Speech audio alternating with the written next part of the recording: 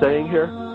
Well, that's correct. Eudahia is the Roman district of Judea, which wasn't even really a district, a geographic entity until the time of the Maccabees, when they went out in about 135 BC and began to conquer the cities surrounding Jerusalem. Right, right.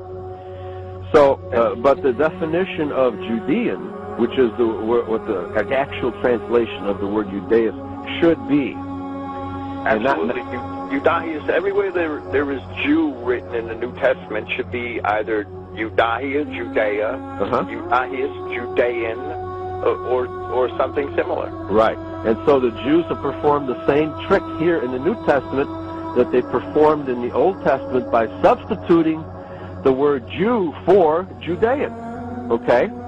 And once you understand that there are two primary different types of Judeans living during the time of Christ in New Testament times, what you have is the original Judeans who were who? The Judahites. Okay? And then you have the interlopers, the false Judahites, who claim to be Judah but are not and do lie, Revelation 2:9 and 3:9. Those interlopers, those deceivers, have been pretending to be Judah ever since. And so since they identify themselves as Jews, they have been trying to rewrite history by pretending to be the Judahites of the Old Testament and the Judeans of the New Testament. Okay? So, but the fact is that the Jews, the people we know today as Jews, are not descended from the house of Judah at all. They are descended from the interlopers who John Hyrcanus, on threat of pain of death, forcibly made them citizens of Judah, of the land of Judah, and now it's properly called Judea, which is a country having more than one ethnicity residing in it. Okay, so the Jews are that ethnicity which was incorporated by John Hyrcanus. They are not Judah by any means. They are in fact outsiders. They're strangers, aliens who have assumed the citizenship of Judea, which does not make them the Judah of the Old Testament. Wouldn't that be a correct way of differentiating between the Jews and the Judahites of the New Testament? Absolutely. They were forcibly converted, and many of them, by the description in Josephus, were very happy to be converted. Yes. Because they had been left outside for so many centuries. They were forcibly converted to Judaism. Right. The perverted form of Mosaism that they were practicing at the time. Yeah, and isn't it true? So because we've been addressing the racial question, is Jesus a Jew by race or ethnicity? And the answer to that is no. He's a Judahite, but he's not a Jew because the Jews incorporate all races and ethnicities on the planet today. And a Jew can be a Chinaman, a black, who have the so-called black Hebrews, can be a Sephardic Jew, an Ashkenazi Jew, and virtually none of these people have any heritage relating back to the old tribe of Judah. Even though the Jews who have invaded Palestine base the invasion on having Shemitic descent, returning quote unquote to their old homeland. Okay. But it's not their old homeland. The first time the Jews came into the nation of Judea was by usurpation, by pretending to be Judahites when they're not. And they're making the same pretense today, that their ancient homeland, it's actually our homeland, those of us in true Israel who have Judahite ancestors. And so it's actually our people who have a right to go back to Palestine and claim it.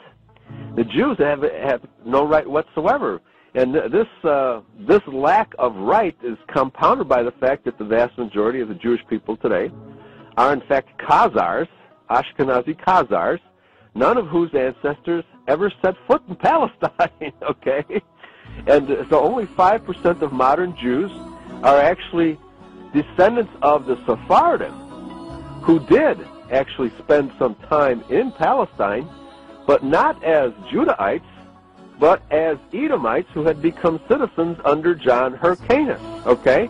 And so wouldn't that be the correct analysis of what the modern Jews today are?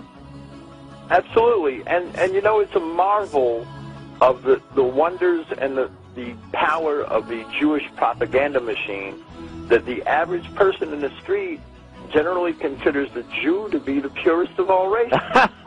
Absolutely incredible. And this is the main reason for why they have all these genetic diseases, and why they have, physical deformities to a greater extent than other people do. I don't want to use the word race because they're not a race; they're a breed.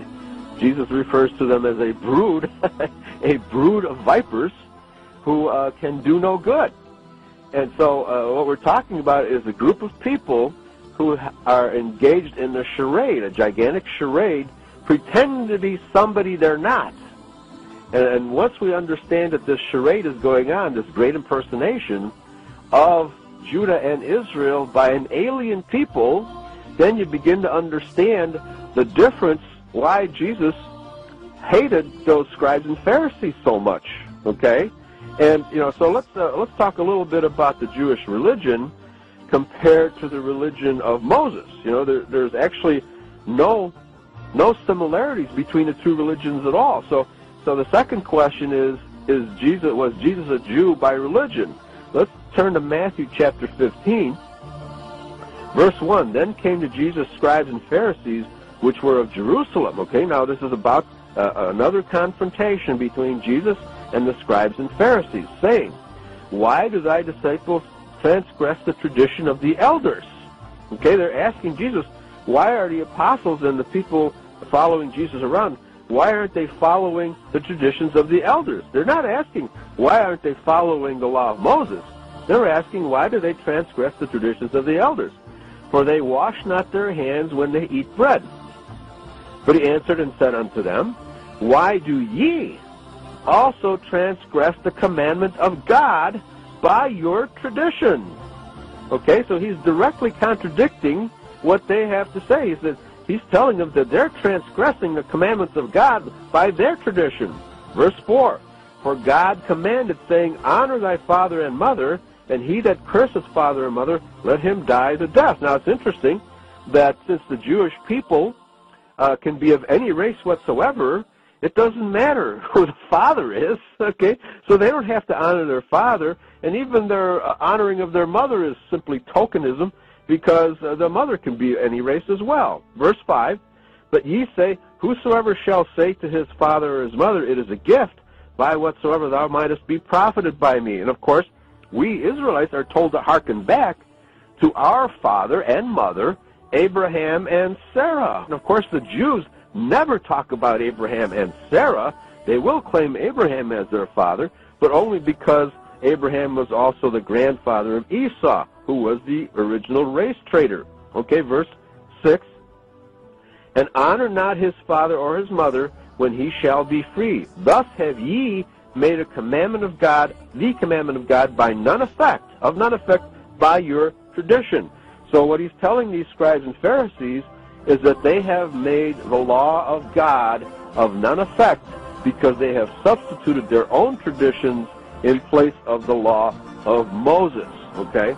And so the common understanding that Judaism is based on the law of Moses is directly contradicted here by Jesus Christ himself. So we have two possibilities that Jesus was a Jew, number one by race and number two by religion, and we can prove conclusively that Jesus is not a Jew in either sense.